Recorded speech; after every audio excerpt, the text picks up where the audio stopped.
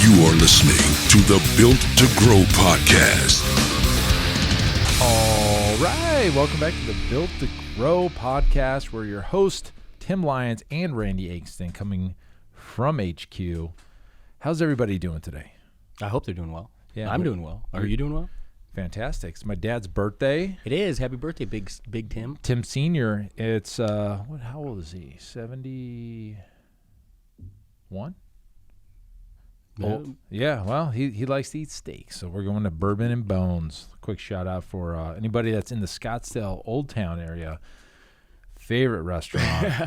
It's actually favorite restaurant right across the street from my second favorite restaurant, which is Banderas. Yeah, so good. So taking him out, we're going to do a little buffalo ribeye tonight with some whiskey and some bourbon. Sounds rough. I had prime rib on Friday night and a little glass of wine. How'd you cook the prime rib? We did a whole roast. So we actually did it on the grill. Wow. I don't have a Traeger like some people, you know. How about that video about the Traeger? It's all about the pellets. Oh, the pellet. You gotta sniff them. Get your face in there. Hey, I will tell you, Traeger does a great product. They should probably sponsor this podcast. Yeah, actually, I think we have a sponsor coming. Ooh. I didn't even tell you about it. I have not known. Well, we'll talk about that. We'll talk about that on the next episode. Yeah. So if anybody wants to get in on the sponsorship action, we're all ears. Yeah, we're all ears. Reach out. So let's dig deep. No announcements today, but we want to talk about a topic that seems to come up when people are making the switch to semi-private trading, and that is, how do we program the workouts for these 6 people or 4 people in a group, and how do we make it personal? How do we keep it individualized, but yet almost you can facilitate it with a group? Great point, and probably the right person to talk about this is Zach, but we'll talk in generalizations on this show. One thing that I will tell you this is, we were speaking at the end of the last episode a little bit about, like what are gyms doing right now for their programming? Mm-hmm. And I think it's all over the board, to be honest with you. I think some gyms have, the coaches do it individually for those clients, and some gyms have, maybe they bought some programming because there's some good solutions out there for programming that they've purchased, or I've seen gyms that do the WOD, kind of old school. Is it even old school? It's CrossFit style where there's one workout, everybody does it.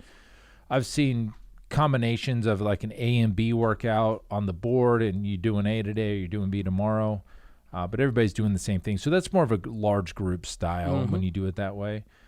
The first point I want to make is this. If you own a gym and you've got coaches that work in your gym and they're employees of the gym, you cannot put the experience of the training session on an individual coach.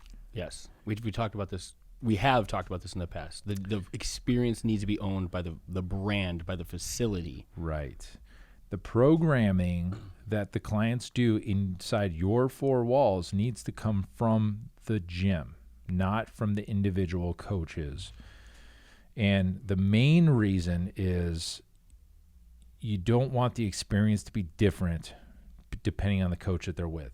I mean, of course, it's going to be a little different, the conversation, the cueing and the coaching, the attaboys, that's going to be a little different, but the workout itself cannot be so different that when you're with a coach or a client's with one coach and they're looking over their shoulder at what the other people are doing, like, I want to do that. I don't want to do what we're doing here. And they start to resent the coach they're with, want to go with the other coach, and then you get this in battle going on between coaches, and then the experience drops and people leave, and it's a big mess. And when that coach owns the experience, what happens when that coach is no longer there? Right. Staffing is always going to be one of the underlying difficult portions of this industry, and turnover happens. I mean, every business has it to some degree. What happens when that employee moves on? Do you want all of the people training with that coach to move on with them? Hell no. I mean, granted, you should have non-competes in place, but nobody wants to go down that route, right? You're not going to go sue a trainer because they took 4 or 5 clients with them or something like that. Like, it's just not worth it. Is the juice worth the squeeze type of thing? Right. But at the end of the day, when the facility controls that experience, The coach is executing the brand's experience. Sure. And it rolls uphill, and then the brand and the facility is going to get that credit.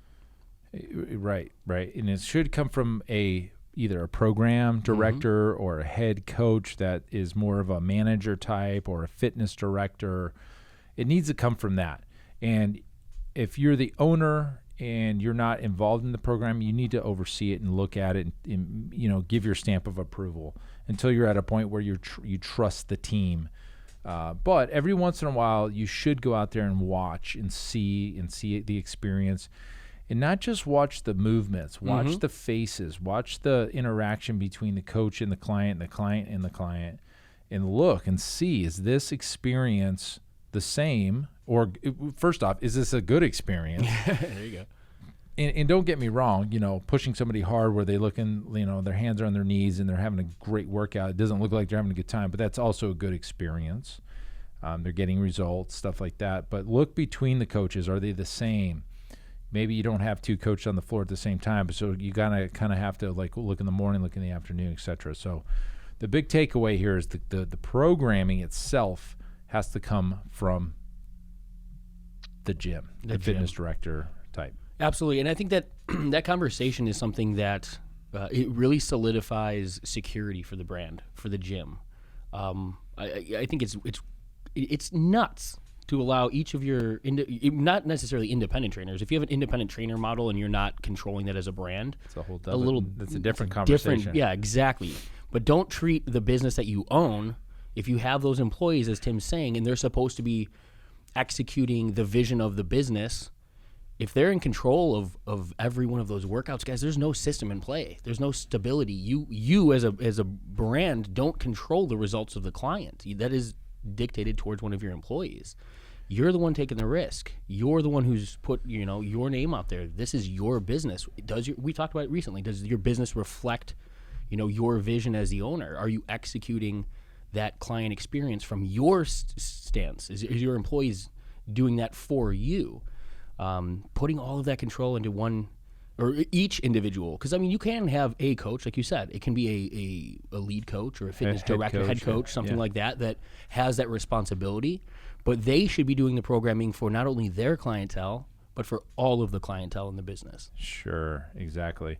And also things like, there's some gyms that, they don't believe in spinal flexion movements. Yeah. So, crunches and sit-ups and things like that. And all of a sudden you get a new coach in there and they're doing you've preached to your clients that we don't do spinal flexion, and there's a lot of studies that say this is bad for your spine, and then a new coach comes in and starts doing 1,000 crunches, then that's an issue too. So your beliefs and philosophies have to be built into the programming, and you all have to speak the same language. And can we get one thing off? Look, the fitness industry has too many damn names for the same workout, for the same movement. Can we get some nomenclature? Yeah, we need that's what we're gonna do. We'll come up with a perfect guide to fitness, and it's just gonna be all of the same terms that everybody's used for years. And we just talk semi-private versus small group. There's a million of them. Yeah, what is it with the dang? And they're silly too. Yeah. Skull crushers or tricep. Supine. Tricep extensions or skull crushers, nose crushers, jaw face breakers. I don't know. You call it stupid things. So anyways, the point of this podcast is that you need to control the actual programming from one place. Now let's talk a little bit about programming. I don't want to get too technical because I'm not that guy, but there are only so many movements the human body can do. Push, pull, horizontal push, pull, rotational, hip hinging, knee dominant movements. Listen, he still remembers all these. Yeah. He hasn't trained a session. Yeah. So there's still these movements. And I think this kind of goes back to, I took some courses with Cosgroves and those guys when they were doing some of the program design stuff. And, I know Alloway believes in the same principles as that, but there's only so many things, right? And to say that every single client needs to have individual programming, it would be kind of, wouldn't be accurate. So, for example, client A versus client B, both in our situation, right, would be doing a tricep extension. Yeah. Not one doing a tricep extension, one doing, some other, I don't know, kickbacks or something at different times for the same purpose within the same workout. Well, unless we possibly. were scaling it based upon. Well, this is the easiest example to say. Like, and there's a bunch of trainer brains on here, so you guys will get this. Like, so let's just say the movement's a horizontal push. Mm-hmm. Okay, everybody's doing a horizontal push. How you do the horizontal push Yep. could change. So, let's talk push-ups. Let's talk piston press. Let's talk, for grandma, maybe a 45-degree against the barbell doing, pushes that way. Mm-hmm. It's still a horizontal press. As far as sets and reps and weights and load and all this stuff and tempo, that's you can change all of that stuff. But at the end of the day, on the program design, you're going to have, the movement pattern, which is horizontal press, I should say horizontal push, horizontal push, and you can have, the prescriptive one, which let's just say it's a push up, and then the advanced, which could be like a feet elevated, decline, weight on your back or whatever. And then you could have the scaled down version, which is the, grandma 45-degree, whatever, incline. Sure. So at the end of the day, the programming says horizontal push. You got a scaled version up or down, and you move on with your day. You don't need you don't need to get so. That is individualized. It is individualized. It's 100% individualized, but you can program that way for the masses to scale, and then you have that the coach would either scale it up or down based on the client. That right there is a component that I think makes this type of programming possible. So your coach's job is to take that individual in front of them and then cater the advanced or scale it down based upon that individual's capabilities, individual's needs, goals maybe. Yeah. But you don't just throw the whole thing out and have them do something completely different because they can't do a normal horizontal push-up. Sure. You know what I mean? Sure. So that's what we're getting at. But that's where your coaches. That's where your coach has the authority, has the control within the constraints of the program design that's facilitated by the brand. There you go. Look, guys, it's not as hard as we make it seem. Yeah, it doesn't need to be hard. And, I get it. The trainer brain wants to take over and get all complicated with some of this stuff. If you're doing that work, again, going back to the horizontal push, and you've got, 4 clients at all 3 different levels, you can load somebody up. Maybe it is a bench press for this guy. Maybe he's over here doing bench presses in the rack, 405 for reps. You know what I'm saying? 4 or 5. Lightweight. Tricep, close grip, underhand. Oh, dude. Dude, do you see Mike Hearn? He was doing. That's exactly what he was doing. I think it was 405 or reverse grip. Oh, just tossing them out here over at Mecca. Still a beast. Yeah, anabolic. It's nice, good for him. Yeah. But but you can have them in different spots in the gym, and they feel like they're getting their the custom workout and the programming for them, and maybe just maybe they might the grandma and the athlete and the regular Joe can see the same 3 different kind of exercises. They're not necessarily going to put it all together. That's the same program. Program, unless you tell them. I mean, maybe they would know, but that looks to me like 3 different workouts. Sure. And all of a sudden, as the coach, you're like, well, no, in your head, it's like the same horizontal press, push.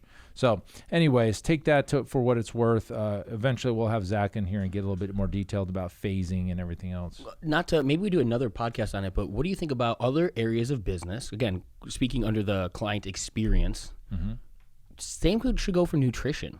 The same should go for other deliverables that you have in your facility. If you've got, you as a brand, if you've got your beliefs with nutrition, you shouldn't have 4 or 5 different coaches giving entirely different takes on nutrition. That's tough. Yes, that is so tough. And again, that might be, everybody's got the ways that we all enjoy eating, I mean, foundationally, we all know what it takes to burn fat or build muscle. Like, start there. But, and then you can, maybe you guys collectively decide these are our beliefs. Yeah, the last thing I hate when this happens is like the keto comes out. Yeah, it's like exactly. gets all the press, and everybody's like, well, we're doing keto today, and it's against what your normal beliefs are. Exactly. Yeah, isn't it just calories in, calories out? Isn't that the whole thing? So That's a start, right? So yeah, we had lunch with Monica Brandt the other night. We did. The other day. Yeah, didn't we?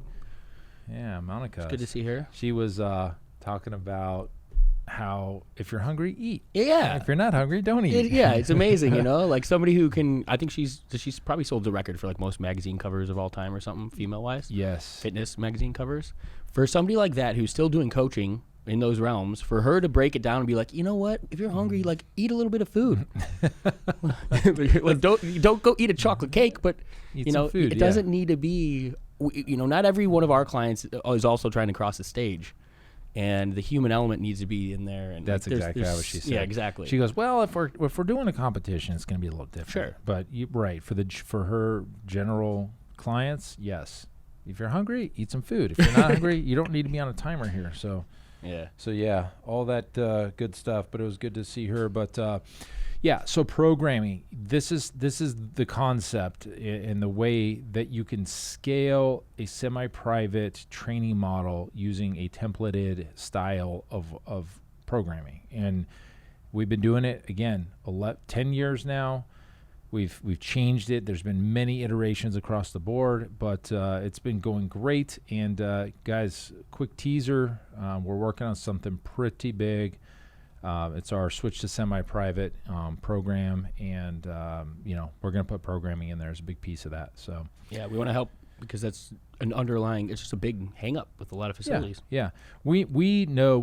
Last show we said, look, semi-private is the model of the future for all those reasons. If you didn't listen to that episode, go one back. What is that episode? That was with this should be 177, so it'll be 176. Go to 176. Listen to that. And understand why we think and we feel really strongly about this model going forward. And, as far as programming goes, that is probably the biggest one of the biggest hang-ups, other than price, other than how to transition your clients across when they've been paying this and doing that. Now we're doing this for more. And they feel like it's less, and all this stuff that goes through the heads of the gym owner. Just going to say, they're all the things that us or those in the trenches making the decision those are things you guys come up with. It's not the actual result of the transition. The real conversation. Once you get out of your own way, it's amazing how everybody just loves this stuff. And maybe we'll bring Jeff on. He's local. Sure. We'll bring Jeff on and talk about his transition to semi-private and what it's done for him and his gym. And he's in a totally different place 1 year later. It's amazing. Oh, it's night and day. Oh. He still gives us all the credit. I don't want to take it, but if you will, Jeff, I'll guess so. We'll take the credit. But anybody else that's on the fence, go back and listen to 176. Listen to this. Start getting your mind and wheels turning about how to do this. And if you need help, this is something we do very, very well. I'm not going to toot our own horn that hard, but we are damn good at this. We've been doing it for longer than almost anybody out there. I'll throw out exactly why.